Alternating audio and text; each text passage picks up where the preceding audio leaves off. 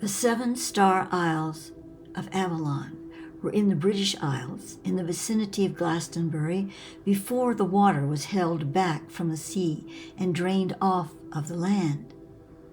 It is acknowledged by myth historians of today that these 7 islands duplicate the approximate pattern of the 7 stars in the Great Bear constellation upon the land. These isles were sacred to the Druids of the White Star. They were also the location of 7 holy orders and their attendant mystery schools, each holding a specific vibration which they maintained for the whole of the Avalonic realm.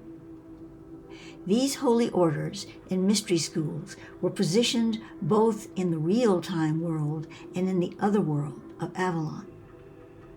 Initiates of these orders and schools entered them first from this world. When they had reached a certain point of attainment in their service and instruction, they were then allowed to move beyond the veil into the Avalonic inner sanctum, the Holy of Holies. In the book New Light of the Ancient Myth of Glastonbury, John Mitchell states, and I quote, "The relevance of this constellation of island sanctuaries to the history and mythology of Glastonbury is immediately apparent. From very early times, the Great Bear has been associated with King Arthur. Welsh scholars derive Arthur's name from Arthfrau, I think I pronounced that correctly, the Great Bear, and he is also associated with Arcticus, the bright star in the northern hemisphere, whose position in the sky is indicated by the last 2 stars in the tail of the Great Bear. Arcticus in Greek means the keeper of the bear." End of quotes. One form of outsider interaction with the 7 orders of Avalon came from the pilgrims. It was not uncommon in pre- and early Christian days for a small number of seekers to take the grail path, which incorporated a visit to specific way stations on all 7 of the Star Islands. The pilgrims would find a little chapel on each isle dedicated to that particular station of the Grail mystery and bearing the Ogham letters of the order of that particular island. As the pilgrims meditated and sometimes fasted in these Grail chapels, staying in the simple hermitage provided nearby, they communed with the Avalonic realm, which was so close, yet so far. On occasion, through extreme dedication and perseverance, they would find themselves in Avalon, having crossed the threshold, if but for only a brief period. Yet because time registers differently in these 2 realms, they could be gone for only moments in real time, and yet have spent several weeks or months in Avalon. Because these islands were not large, and it was necessary to the spiritual conductivity of the land that they remain relatively pristine in their natural environment, the number of pilgrims allowed to cross the marshy passageways to them was limited in number. Since only the truest of seekers wished to embark upon the grail path, that created no real problem anyway. This reluctance was not due to any difficulties of the pilgrimage, but because of the superstitions among the common folk in regard to the other world. There was a system of barges and other vessels established for transportation to the Star Isles and into Avalon. Magical spiritual veils, energy shields, were placed around the islands, even in the real-time world, to keep trespassers at bay. If one tried to access these islands without permission from the Avalonic Council or Corps, Adan, which was composed of members from each order, they would almost surely become disoriented and lose their way. It is important at this juncture to realize that there were quite a few other islands in this chain as well, which were not doorways into Avalon. Traffic among these islands went on in the usual way. It was as if the 7 Star Islands did not exist, except to the higher consciousness of mankind. To write about or discuss Avalon and its star islands and orders in a straightforward manner was considered taboo. Such things were of spirit and magic, and when communicated at all, they were cloaked in myth and allegory.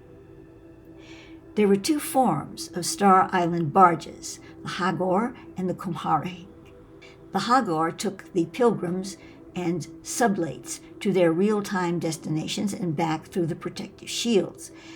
The Kumharg, these grand ships, traveled into Avalon and beyond into the world of fairy, which was closely linked to the Avalonic realm.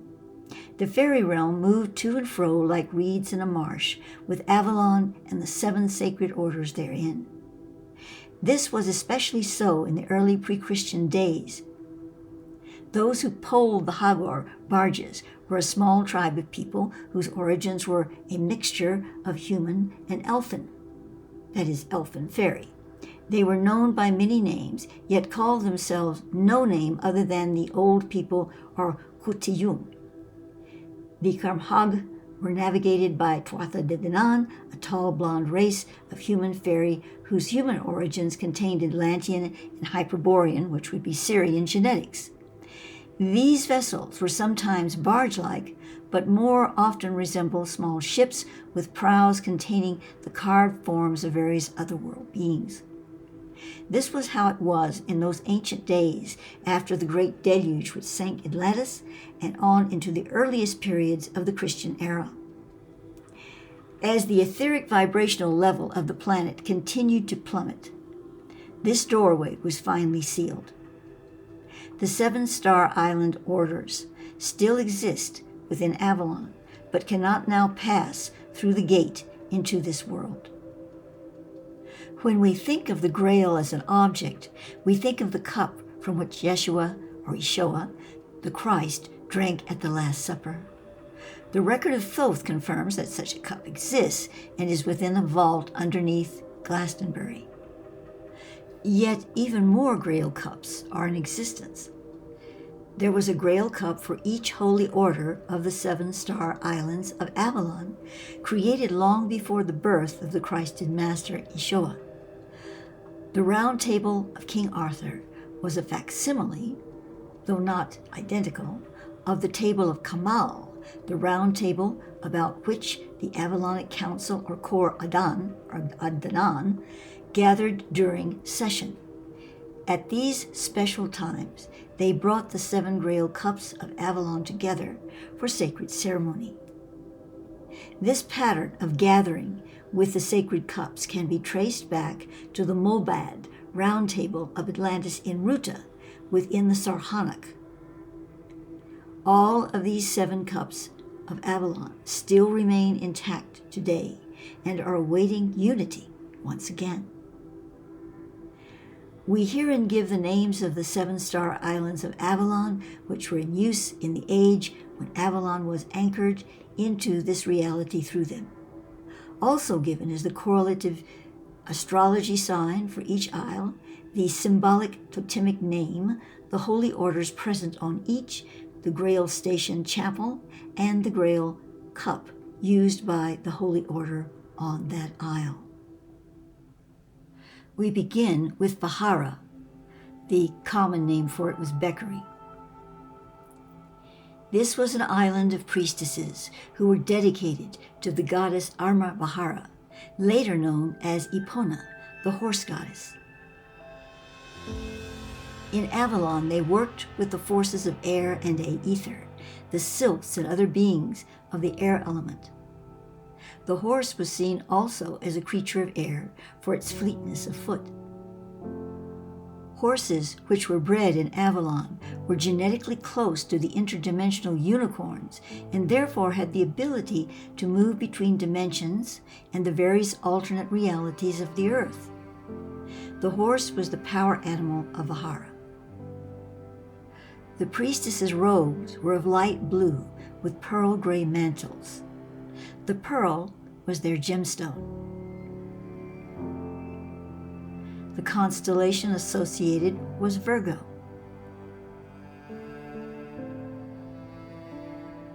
The sacred seal of the Holy Order of Ahara was an unclothed woman riding a white horse. On her arm was a tattoo depicting two serpents entwined. This was an emblem of the old ones. The woman carried a firebrand in her left hand. Beneath her feet were the waves of the sea. She came forth from the land now under the ocean to remind her people of their heritage and the ways of old. The field or background color of the seal was light blue. The Grail Chapel was Chapel of the Stream or Way of the Stream. This pilgrim's chapel represents the connectiveness of all energy, thought, and beingness through time, space, and dimensions. The Grail Cup was the holy cup of silver with a horse running amidst ocean waves hammered into the metal of the cup portion, and which appeared in replication several times around the circumference of the cup. When gazing inside the cup portion of this chalice, one would see the face of the goddess Epona engraved within it, her hair swirling around the inside of the cup, studded with tiny seed pearls. The eyes of the goddess were crafted from mother of pearl. So now take a moment to connect through Epona to her mystical Isle of Ahara.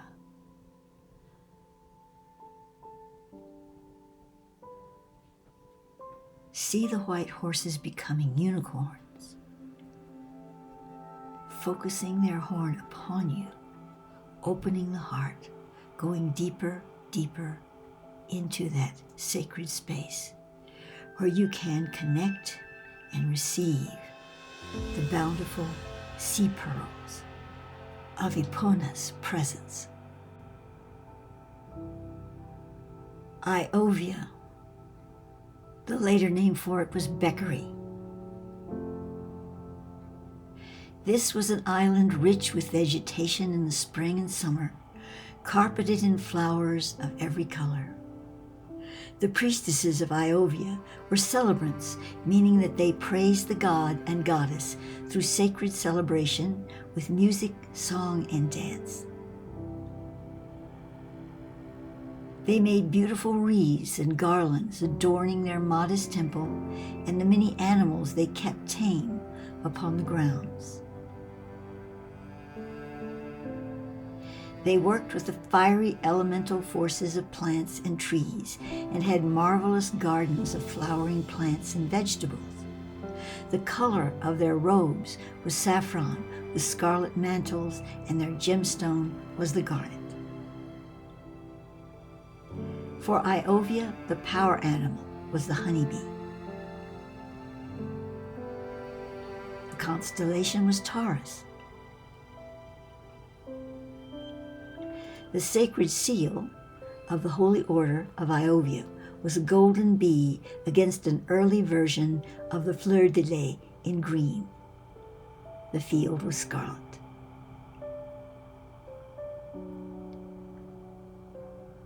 The Grail Chapel was Chapel of the Green, or the Way of the Fecund, representing the perpetual cycles of consciousness in all living things that root in the earth, such as trees and plants. Their grail was made of silver, with the cup shaped like a lily. The stem of the grail depicts delicate golden thorns inlaid upon it. 3 golden honeybees are in various positions upon the lily of the cup, each bee with a small garnet in its midsection.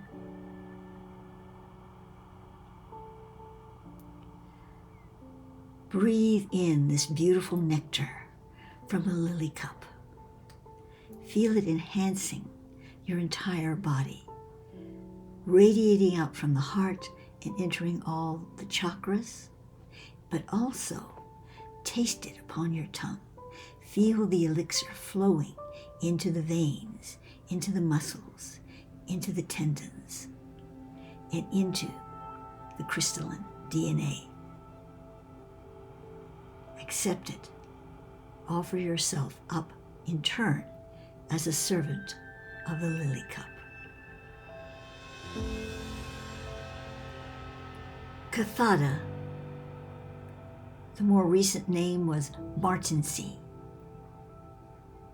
It is here that both priests and priestesses served the god-goddess in pre-Christian and early Christian times. They were more a monk-like order who followed the Atlantean druid rituals honoring the universal Christos. In the early Christian era, they also incorporated the historic Christ into their worship. Water was their element of sanctification, and they gave baptisms in the Atlantean form long before John the Baptist. Their vestments were brown with a gold stylized tree cross design embroidered on the frontispiece.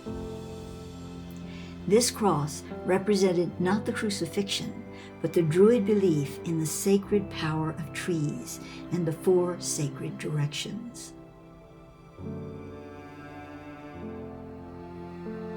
Their gemstone was amber, their power animal the heron.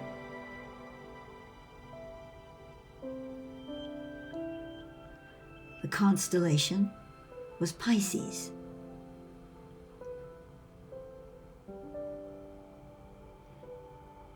The sacred seal of the Holy Order on Cathada was the gold tree cross in the center of a circle. Inside the circle at the foot of the right side of the cross, a small lamb reclined, its gaze cast upward. The lamb was a later addition to the image, placed there during the early Christian era. The field was an earthen brown.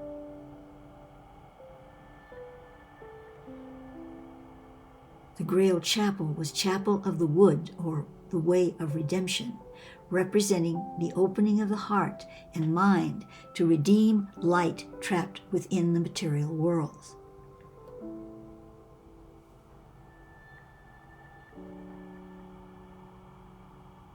Fashioned of amber glass, the Grail cup for this aisle has 4 crosses of red-brown agate inserted into the cup, evenly spaced around it.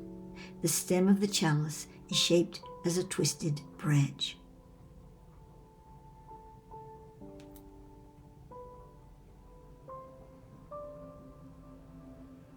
As you drink from this cup, feel the presence of the Christos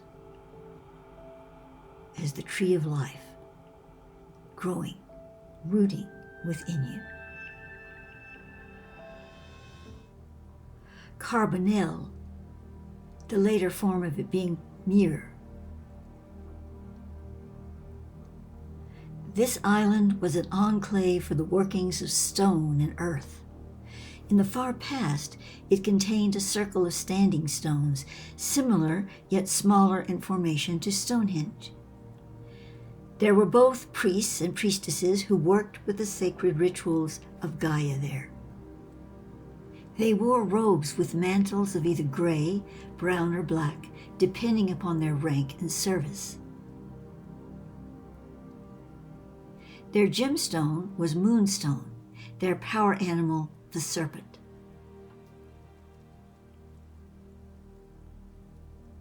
Constellation was Gemini.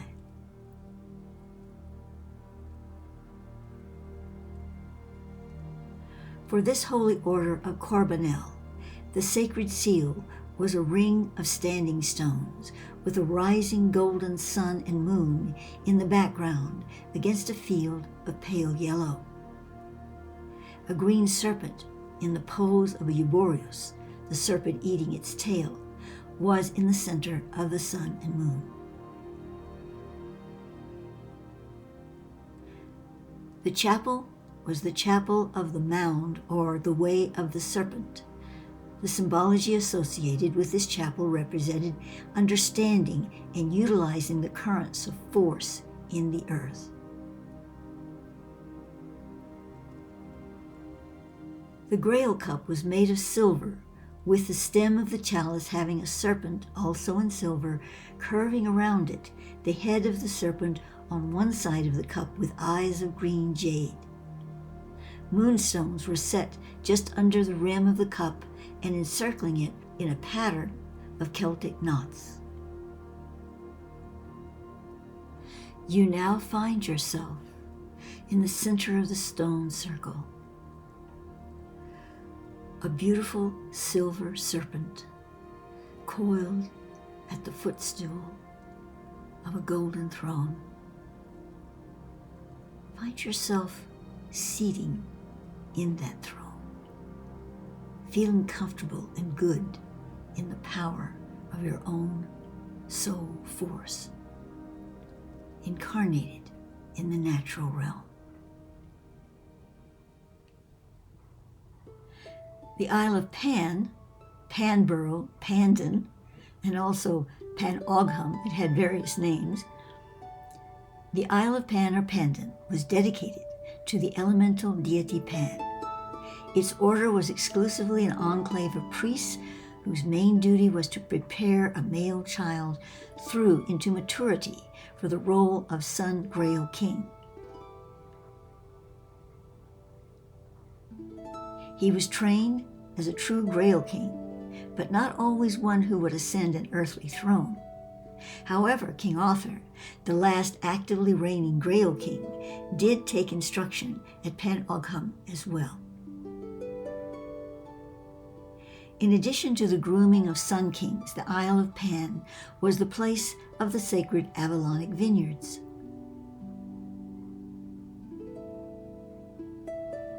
The colors of the priests' robes were emerald green with mantles of pale green, edged in gold. Their gemstone was the emerald, their power animal the stag. The constellation was Leo. Their sacred seal was a cluster of 7 purple grapes set in the center of 2 antlers, and a small golden crown above the stem of the grapes, midway between the 2 antlers. The field was emerald green.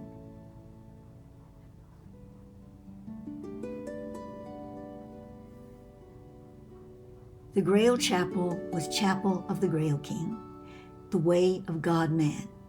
This chapel represented the knowledge of divinity within mankind.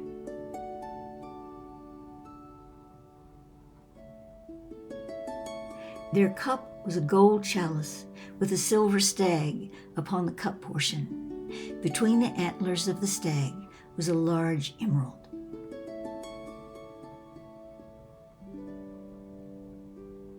Now see yourself as the stag, a beautiful living creature, upholding its antlers proudly, proclaiming its own self-authority of spirit. Thursa, or the later name Andrasy. Thursa was the gateway of the Crystal Isle. From atop its great hill arose a lighthouse, which was continually fed by flame. It was the beacon to all those along the marshy way that one was approaching the central region of Avalon. The priests and priestesses of the Silver Star worked with the celestial presences who watched over Avalon, as well as acting as emissaries of this realm in the outer world. They orchestrated many of the discrete interactions which occurred at that time between these 2 spheres of consciousness. Their vestment color was royal blue with silver embroidery. The novices wore sky blue. The power animal of Thursa was the white owl, and their gemstone was the blue diamond.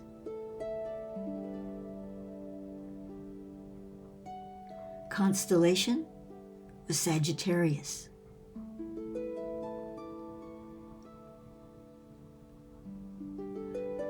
The sacred seal of this holy order was a hill with a lighthouse tower.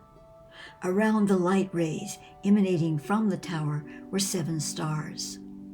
The field was royal blue.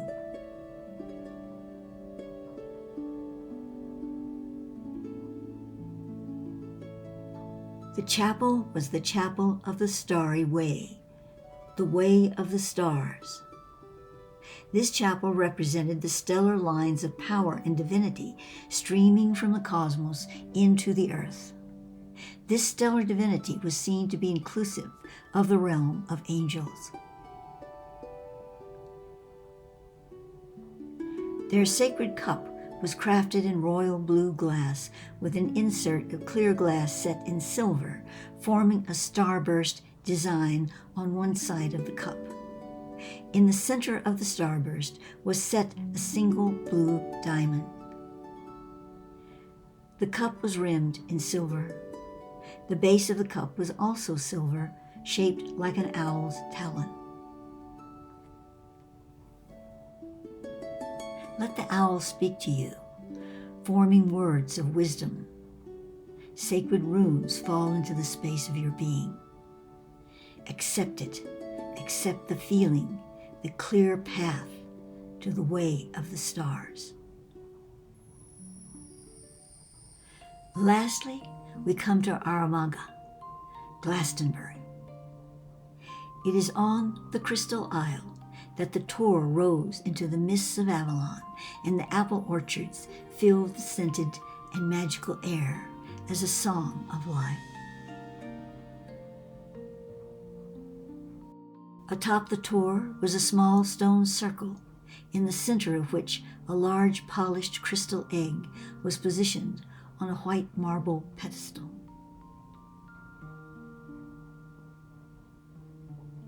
What is now known as Chalice Well was then called the Holy Ivy Well. It was then a natural spring fashioned into a pool, which had a beautiful flagstone spiral around it. Ivy grew thickly by the spring, interspersed with honeysuckle and other flowering plants. Here in Aramaga was found the heart of Avalon. There were only priestesses at that time on the Crystal Isle, yet certain male grand wizards, using a modern term, such as Merlin, were always welcome there. The priestesses of this isle were known as priestesses of the veil. They took oaths to the goddess, their vision of which incorporated the Christ in the earth, just as nuns become the brides of Christ. Thus, they invited grail priest kings, knights into their sanctuary for the holy rituals of the grail. It was the high priestess of the veil who chose the boy child who would be Sun King for the land. Oftentimes he never came to true rule, as those in the real-time, non-Avalonic world who sought power through control of the throne often exiled or murdered them. The robes of the veil priestesses on the Crystal Isle were white with magenta mantles. The high priestess wore white with a gold brocade mantle.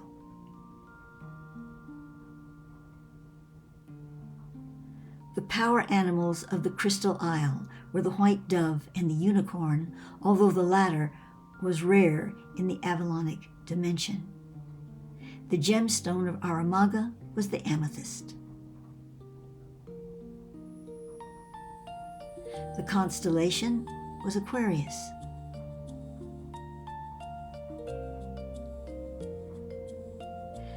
The sacred seal for the Holy Order of the Crystal Isle was a grail cup at the center of the Tor maze, as viewed from above Tor Hill. At this vantage point, the distinct outline of the maze is revealed. Within the seal, a white dove is depicted hovering above the grail, with its wings outstretched. In its beak, it carries a small mouse. The mouse represents that which is transformed through the partaking of the sacred elixir of the grail. The dove is both the elixir itself and that which the elixir embodies, the Christ consciousness. In this representation, the cup is golden, and the lines that form the maze are silver. The surrounding field is rose pink. On the stem of the Grail cup are 7 gemstones: pearl, garnet, amber, moonstone, emerald, blue diamond, and amethyst. Each symbolizes one of the 7 star islands of Avalon. The Grail Chapel is Chapel of the Lady, or the Way of the Grail Harvest. This chapel represents the reaping of the fullness of the Christic Grail consciousness in both the elemental kingdoms of earth and the human heart-mind.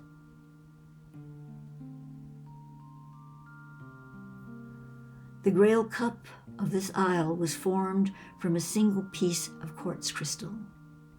Various star-like shapes interspersed with flying doves are carved into the cup. The stem is in the shape of a unicorn's horn. The base of the cup is engraved with the maze upon Glastonbury tour. Inside the center bottom of the cup, a large amethyst is set. Smaller amethysts are inlaid into the quartz cup just below, encircling the outer rim.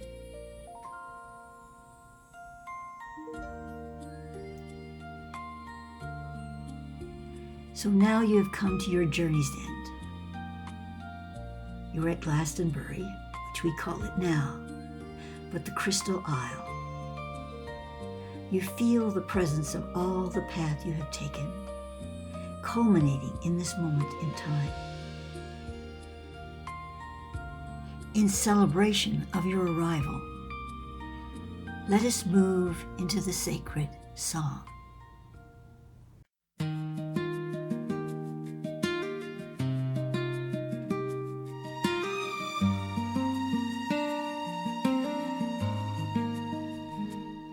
In the west of Albion, a holy vision gleams.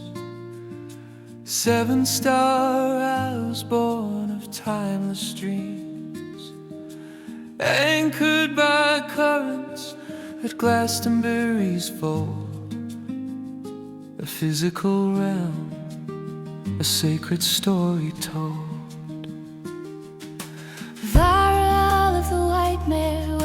As priestess is called, air and ether force is heard throughout the hall. Iovia, the flowers bright with garnet stones, celebrants praising God and goddess in soft tones. Avalon, Avalon, mystery, Isle of grace. The great bear's pattern upon this sacred space, where time moves only as the mind is led. The pilgrim's grail path, where ancient vows were wed. Arise, arise before me, Kingdom of Na beyond the magical veil, the fairy realm we see.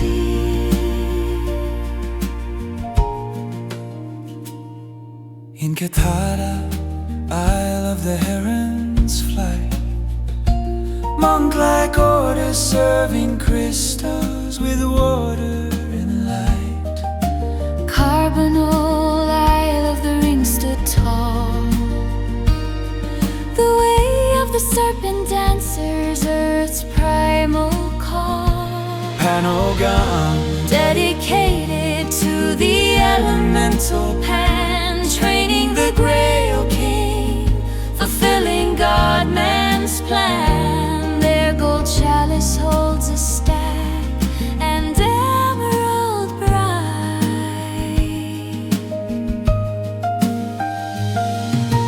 Avalon, Avalon, mystery, Isle of grace. The great bear's pattern upon this sacred space,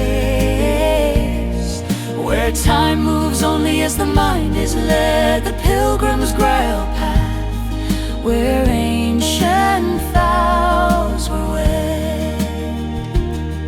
arise, Arise before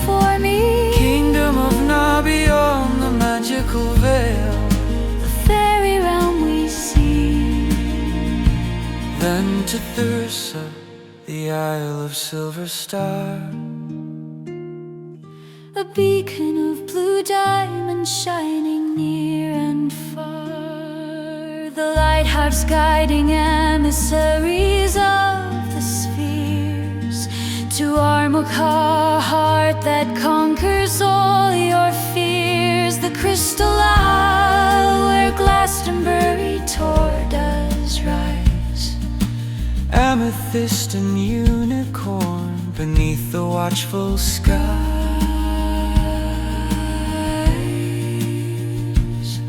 We drink from holy wells of deep repose, for wisdom stored that the Corbanel knows. The swan's white back carries us across the sea, home to the timeless enchantment, setting spirit free.